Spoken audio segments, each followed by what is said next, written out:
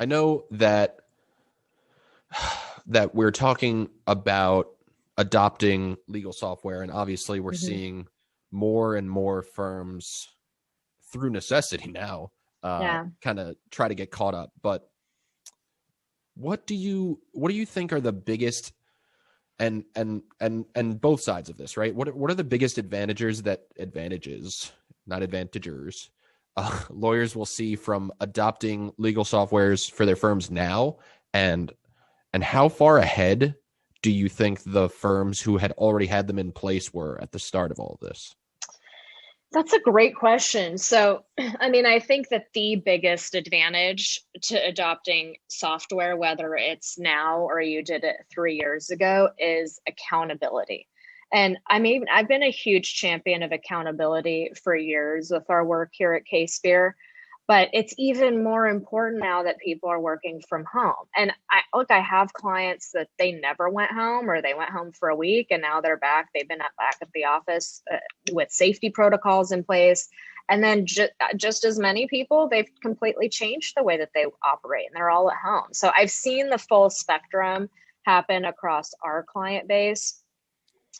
And being able to see what people are doing, seeing that they're productive, seeing activity on your cases, seeing records of client calls and client contact happening, those are all critical. And if you're not seeing that, how do you know that things are not slipping through the cracks?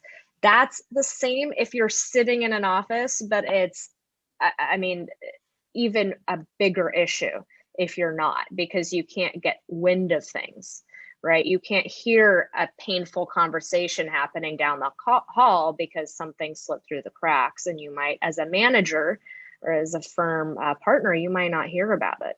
And that's not something that a business owner can really allow. In terms of the head start, it's interesting. Look, data is valuable. Especially the one advantage that firms will have that already had systems like this in place, especially on the accountability side, of course, is to be able to compare. Did things slip? Are we still as productive as we were prior to us changing our process? And that really relates to firms, especially if they were in the office and now they're at home or they're on a more flexible work schedule. This is why I was so excited about having you on, even though I didn't know that we would see this much of eye to eye. Is Mm-hmm. And this is true, right? This isn't just my sales jargon kicking in, but you never know what you don't know, and Mm-hmm. especially if you don't have the proper systems in place to help you keep track of the data, where things Yeah. came from, if they're performing well for you. You can't really make, I'm going to say educated decisions, but you can't really Yeah. make good decisions for Yeah. your business, whatever you do. Um, and that's one of the things that we talk about here, right? So a lot of the lawyers that I deal with are small firms, and Mm-hmm. a lot of the times it's solo practitioners, and they work right off their cell phone, Yeah. and they try to use Google Voice and free solutions and answer the phone themselves.